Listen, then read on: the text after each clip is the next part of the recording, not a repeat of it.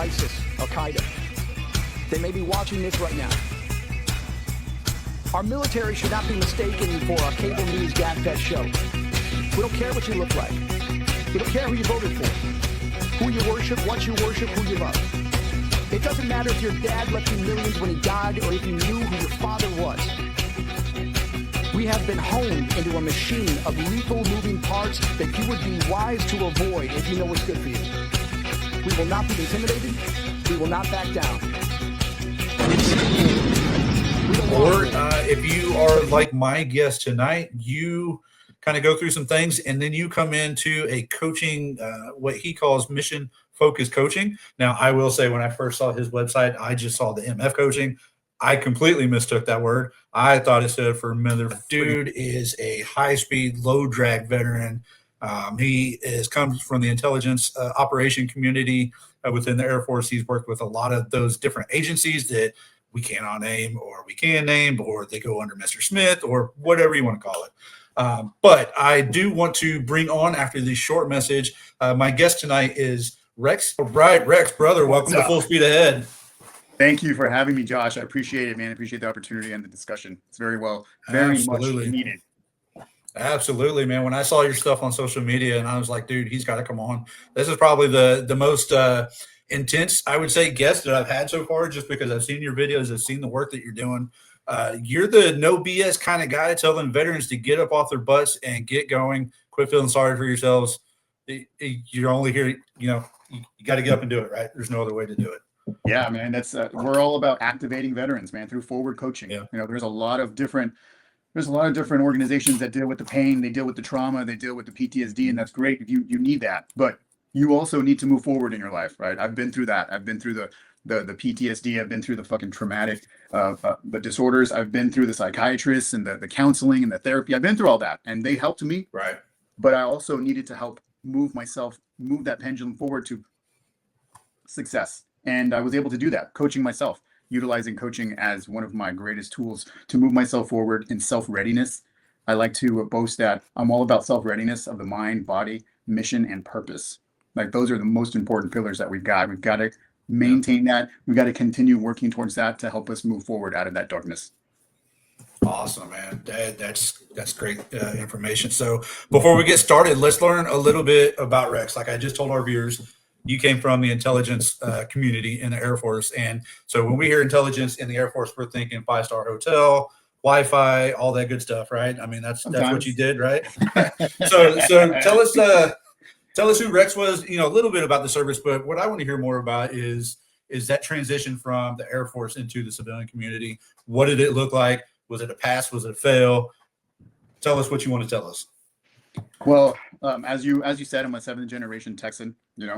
Nothing severe, nothing traumatic growing up. Right, I just wanted to serve my country. I served honorably. I got in, I got out, and that transition was as much as like the military could do for you, but it's what really essentially led me to want to start up this nonprofit, which is MF coaching, mission focused coaching, and that is by design, by the way, MF coaching. I knew it. Remember the name, MF coaching, Yep. right?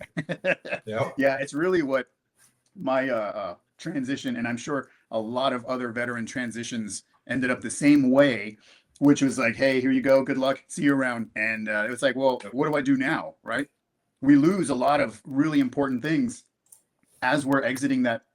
So we're exiting the military, we lose 3 really important pillars that are vital to us, which is the mission, the tribe, and purpose, right? We had those 3. Those are very important to us in the military. We had the mission, our goals, our objectives. We had people telling us, okay, this is what's next. This is the next thing, or the next target, or the next mission. We had our tribe, right? But what is the one thing? I'm sure that you've asked your veterans, like, what's the one thing that you miss about military life? And the fucking first statement is always the camaraderie. It's always like, my tribe. I miss my boys. I miss my whatever. Yep. I miss what we 100%. had. And that's exactly what a tribe is, dude. It's exactly what you need to have in your life is a tribe. And a tribe isn't your buddies. A tribe isn't just like a group of buddies you get, you hang out, shoot the shit with. This is a tribe. Yeah. In the military, we were given a tribe, whether you liked it or not. We all had specific focus, goals, objectives, a mission that we had to do together. And we came together as diverse as it was, right? Different types of people from all over the place, all over the world. We had to work together as a unit, fucking fire team, to get that shit done. And that's what we did. That's what a tribe was. We both had common goals and common interests. And then that purpose, right? Most of us had that purpose, which was to serve our country. We were willing to give our life for our country. And then you get out of the military, and then what? You get into fucking sales? Like, I'm not dissing it, but it's not the same purpose. You cannot trade something that you wanted to give your life for to like interest, like something that you're going to get a commission on. It's just not the same purpose.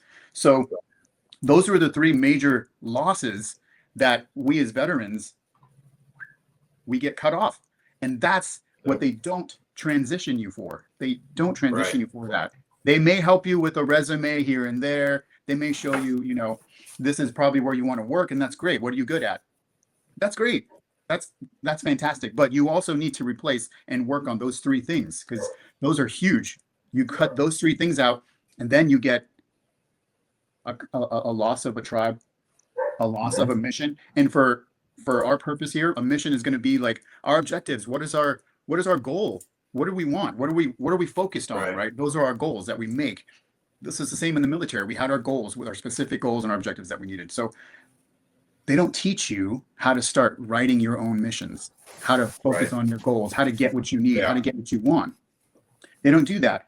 And you have a loss of purpose. And that's why I started MF coaching, because we help those veterans rebuild those three major losses that happened.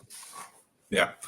I know when I went through TAC class back in 2011, it might have changed a little bit since then, but really the only thing they tell you is go on the websites to Home Depot, Lowe's, these veteran-friendly companies. That's exactly where I fucking went, dude. I went to Home Depot. That's where I worked. It's when I got out. They wouldn't give me a job. I tried. They would not give me a job. Home Depot, Lowe's, all the websites they say go to, they hire veterans. I couldn't get a job there. Overqualified or not hiring at the time or whatever. But aside from that, the other thing that they tell you is go to the VA and do that. And if you're missing the people, go to the VFW or the American Legion. And unless you find the right post or the right place, it's just not the same, right? You miss that brotherhood. It's not the same as fighting next to that person all day, every day for years on years. You got so that's why we need more groups like MF coaching and other groups that are coming up that actually get together, get out in the community, do the rucks, do the events, and be active. And that's why I like groups like your group, because it's not let's just go sit back here and talk about doing things, right? Y'all get up and do things. Right. That is a huge difference is action. I'm a man of action. I love action. There's so many people out there that let's just talk about transition. Let's just talk about it and dude, that's enough fucking talking, man. It's time to start doing it. Do something. How do we do it? Okay, let's learn some skills. Let's learn some things, and move that pendulum forward in your life. Yes, sir. Yes, sir. Man, so let's talk about your service a little bit, because everybody's got different stories coming out. And so I was just talking to a guy from the TVC, the Texas Veterans Commission, right? And we were talking about why people don't go to the VA or why people don't seek that help. And it's because, man, I didn't do as much as the other guy did in their service, right? That guy went and fought. Maybe I did 20 years seaside. But when you start sharing stories of there's people of all different backgrounds in the military that just because you have an issue, it doesn't outrank somebody else's issue, right? And we come from different backgrounds in the military. So kind of what is, other than intelligence, working in intelligence, give a brief overview of your military experience. What did you do so people can learn a little bit more about that side of it?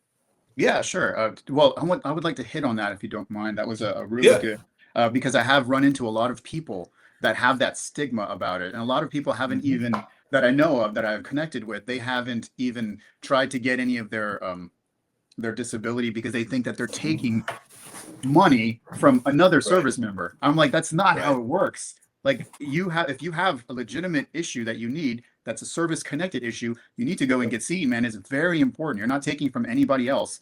This is one of your rights as a service member to make sure that if you have a legitimate case, to get that seen, because that's compensation for you, man.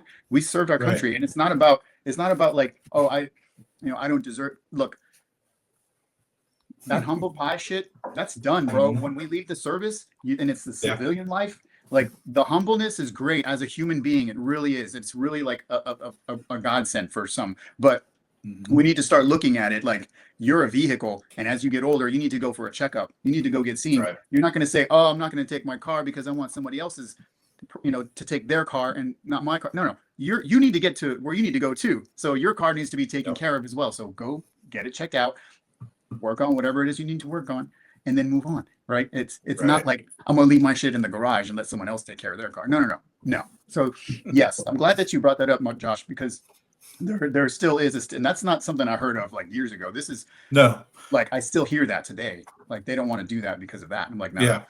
And I tell you, talking about that, it's you need to do it as soon as you get out, because it's just like that car you're talking about. If you wait 10 years and now you're trying to diagnose 10 years worth of problems, it's going to be a lot harder to do that. Oh, yeah. They'll give you 5% disability because none of that is disability related or service connected, because you weren't doing it all along. So you need to, as soon day one of getting out, you need to go apply for that disability, get those benefits.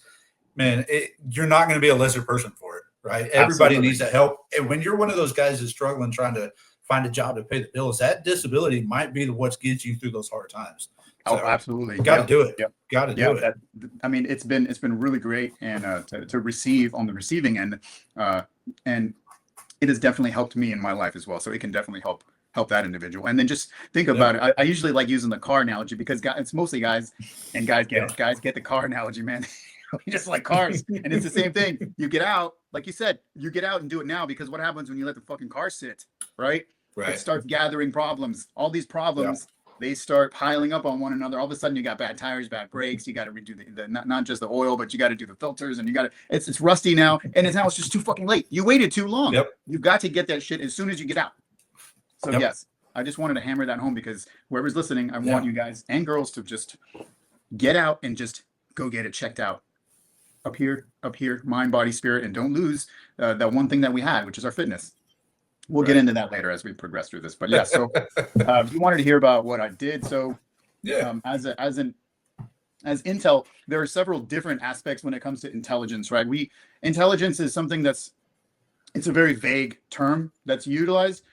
It can be used to describe a few things. So when we think about intelligence, we just think about information. Okay, so information is like, how are we gathering all this information? And we've got several different ways that we gather information. So we have our satellites, right? They take pictures. They can take communications satellites. We've got imagery satellites. We've got all kinds of satellites that can gather information. We also have people on the ground, right? Those are our human intelligence, intelligence gatherers. They're the guys, the operators on the ground that are watching, maybe doing some recon, maybe gathering intel. And then we have people intercepting, right? Phone calls, right? They're translating that, linguistics. Maybe it's a different language. Maybe you have people that are specific in Russian or Chinese or Mandarin or Farsi or those types of languages, and they're putting that communication together into a nice little package. So what my job was, if when we were in AOR, so for example, in Afghanistan, we had different terrorist network cells, and what we would do is I would gather all those different intelligence options, bring them in, and make the picture. And be like, okay, what's happening here? So I do a lot of profiling the terrorists, profiling the groups, and find out exactly what it is that they're up to, where they're going, who they're meeting with, who are they going to bomb next, or who are they selling bombs to, or all that kind of shit, and put that picture together and brief that over to our commanders, our operators who are going in,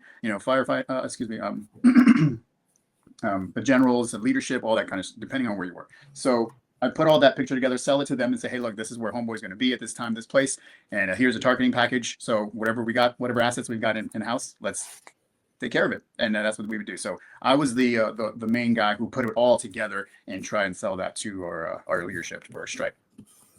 No, that sounds intense. Definitely. I know there's a lot going on. I was never much into the intelligence stuff. I did the sonar operations. I mean, a little bit, I guess, with sonar operations, tracking certain, submarines and stuff. But I asked that question, and we're going to get to it after we get back from the break. But I'd like to find out what people do in the service, because did you take that into your civilian job and translate that into something you did when you got out, or did you go a completely different route? And that's what I want to kind of talk about, because I was talking about this with somebody else the other day. Sonar operations in the Navy, I did absolutely nothing with that when I got out. And What are you going to do with that? right. I tried to get into like the gas and oil industry. I mean, sonar in the ground is a little bit different than in the water.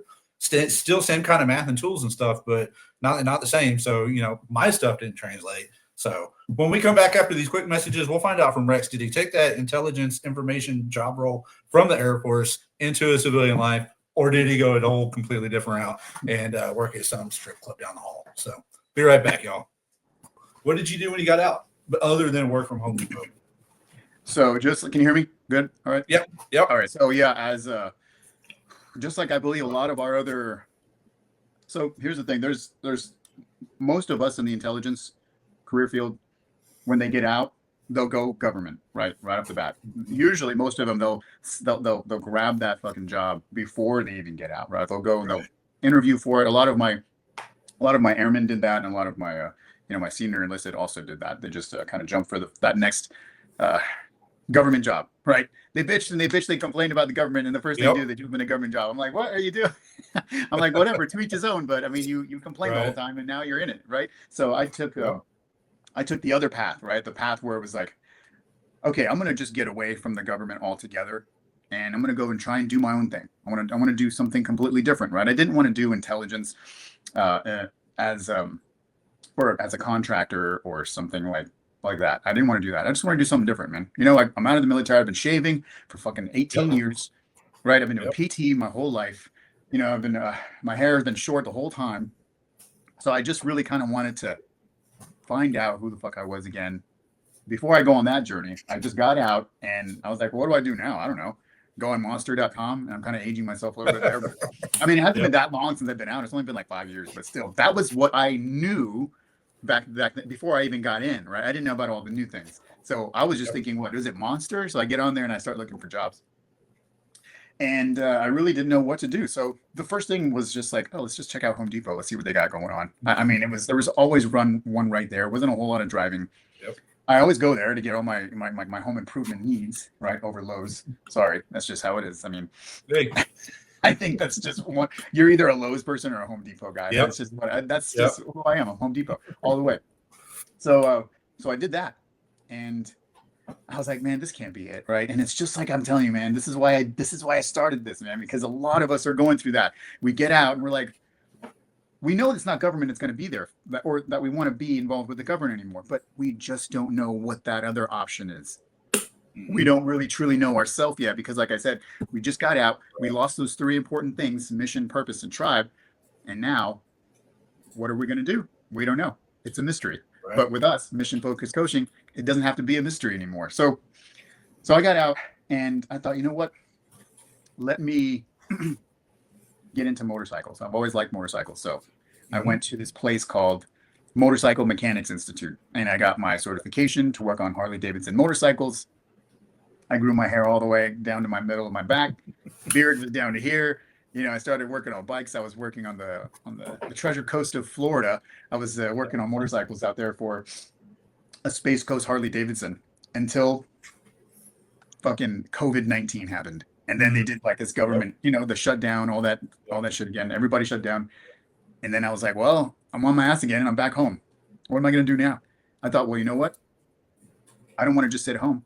So I went ahead and went back to school. I got my bachelor's degree, and I started shifting gears a little bit and started finding out that I wanted to give back to my community. Mm-hmm. So I started working for nonprofit organizations out there along the coast, the Florida's coast. And I got into a few nonprofits out there, and I thought, you know what? I'm starting to see that there's an alignment happening within myself, right? There's my purpose. I know now what my purpose is to help people find their purpose and to help people move that pendulum forward in their life. I know that now. I'm a coach, and I started doing coaching, kind of like unofficial coaching for a nonprofit. And that's when I started to feel the alignment. I felt it in me. I knew that my purpose was somewhere along that path, right? It was not just on this highway, but now I'm on the access road. So I'm kind of like doing, right, the access road thing. And I'm like, this isn't really my exit, but I know it's not that highway now. I'm here. So yeah, man. So it was an adventure, but there were some other things that were off still. like my physical, the physical part, right? We have our triad, right? Our mind, body, and spirit. And my body, I wasn't taking care of it the way that I should have. Yeah, I was still working out, like a lot of us do in the military. We did a lot of working out, Yep. but that is not finding your fitness. That's just working out. There is so much going on that has to do with your fitness, right? In versus out. And I'm not just talking about like the calories. There's all these other things that come in here, that come in here, that come in here. And a lot of that has to do with our fitness, our mental fitness, our physical fitness, a lot of smoking, drinking, all that nonsense. Yep. And I had a massive heart attack, man. I suffered a massive heart attack about 3 years now.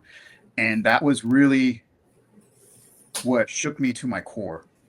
I was like, I don't know how if you may feel this way, and maybe other guys feel this way, but before that heart attack, I was like, I'm invincible. I'm not going to die. Right? I'm not going to die. If I'm going to die, it's going to be like, when I'm old or in some horrible accident or something, right? Yeah. It wasn't going to be my own fucking heart killing me. I didn't think that was going to be an option, but it was. And that's what recalibrated me. Man, that was a real game changer for me. I had to change a lot of things about my life. I realized a couple of things. One is that I was just surviving day by day. Day to day, I was in survival mode, right? That fight or flight mode. I was in that mode. I was like kind of going through PTSD. I was like in a bad relationship. My finances were not great. My health was not great. Like I was fucking like all the things. It was like bad. So I had to coach myself through that. I had to little by little, I had to cut like those connections to those things. I stopped smoking. I stopped drinking. I had to leave the relationship that I was. It was poisonous. It was bad. Even the job that I was in, I liked. It fulfilled a little bit of that purpose. Remember, I told you I was kind of on the access road of success, but I wasn't my exit. So I had to leave that too, because there were some things that happened there that did not align exactly the way that it should for myself. And I had to do that, man. And this is tough. This is why what we do here at MF Coaching, this isn't a fucking pill. This isn't like, I'm going to say some magic word. This is work. This is fucking work. Like you said, I tell it how it is, man. I tell people exactly what it is that you need to cut, what you need to leave. And sometimes cutting that relationship is the hardest thing you're going to have to do in your life. And I don't mean just like a relationship with a woman. I mean the relationship you have with alcohol, the relationship you have with cigarettes, the unprofessional relationships you may have at work, like your friends may be poisonous. These are very serious relationships that you may need to get rid of because they're not good for you. They're not adding to your life. They're taking away. Now that's everybody's path. I don't know. You may have a great group of friends that are all on your side all the time, right?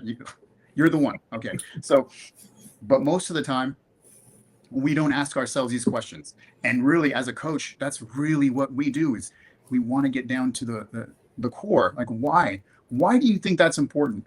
Why are you smoking?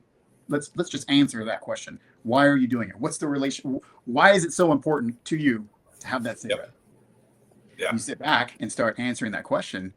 You're going to be like, oh, well, I mean, I have this conversation with people every week about drinking, about smoking. And they gave me the same bullshit answer. Oh, it helps me relax. It's also killing you. So can we think of another thing that may help you relax that isn't going to take away from you in your life? I don't know. There's a whole bunch of stuff. That's not for me to find out. That's for you to find out. I just want you to ask the question. This is your life, right? So I'm not here to judge. I'm not here to tell you what to do. I'm just here to reveal the question. And that's what I had to do. Reveal that myself to myself. Basically like holding up a mirror. Like, what's your relationship with smoking, Rex? Oh, you're doing it because what? Because it helps you de-stress? Well, why are you stressed? Ask that question. Oh, because of this and this and this. Okay, so why don't we start working on de-stressing or disconnecting those things? Maybe that won't give you a reason to jump to that cigarette or to that drink. Okay. And then now we have to just work on the physical dependency because we have two dependencies going on, right? One is a bad habit and the other is now physical, right? Alcohol and nicotine, substance abuse, whatever it is, the drugs, it's all the same shit. Your mind doesn't know the fucking difference. All it knows is like, I need more of that. I need it. And you reinforce that with your habit and the physical, and now you have to break a really like web of connection with your mind and your body now. So that's what I had to do. I mean, I had to disconnect myself from a lot of bad habits, man, and I did. And it took me a while, right? It took me, and not only did it take a while, but you have to really just be honest with yourself, man. Like I went from cigarettes to vaping, right? Because I was like, hey, man, this is different. It's the better way, right? It's and then there's the willfully ignorant people out there, and I'm not pointing fingers. I was fucking you. I was that. Yeah. I'm like, oh, it's just zero nicotine. We're all good. No, it's not. Yeah. I did that for another year after my heart surgery because I thought it was good for you. I was being willfully ignorant. I did not even do the research. I finally started to be really serious about my health.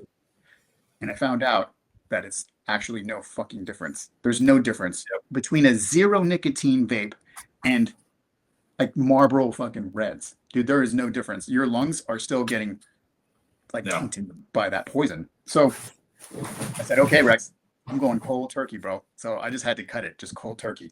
And then there's like these other bad habits. I started cutting out some other physical things like fast food, eating out all the time. And then I went on a journey, man, finding your fitness journey. So like this coaching journey that I'm going through and the coaching that I do for our veterans, it's not like do as I say. It's like I did it, man. I went through it. I had to go through it and it was tough. But man, my fucking life now, bro, it's like the veil has been taken off.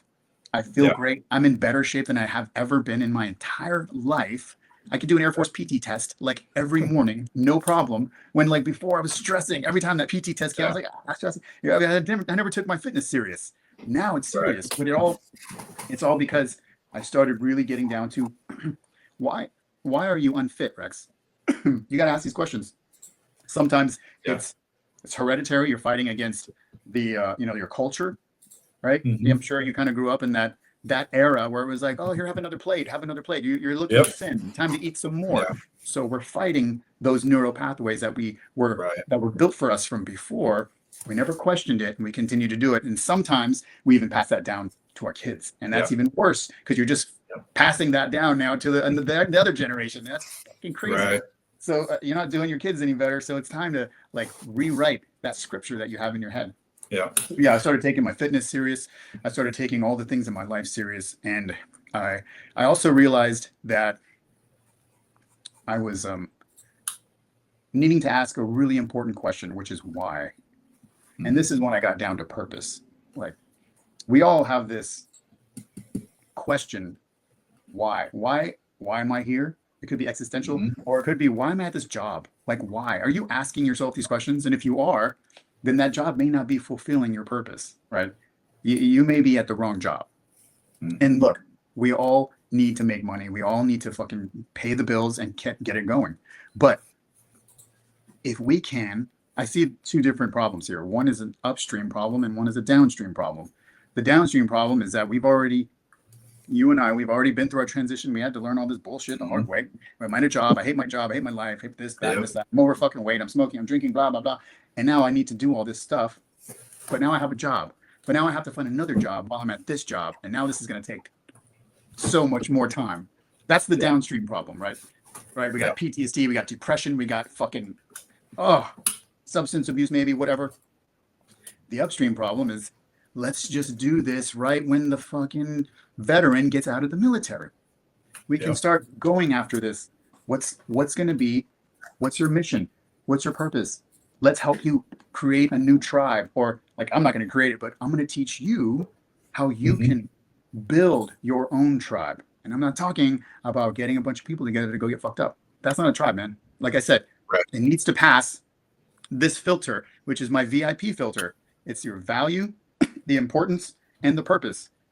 Every day, every decision that I make has got to pass that filter. Is it going to add value to me, to my life, to my purpose, to my existence? Is it going to add value? Is it important to me? And is it aligned with my purpose?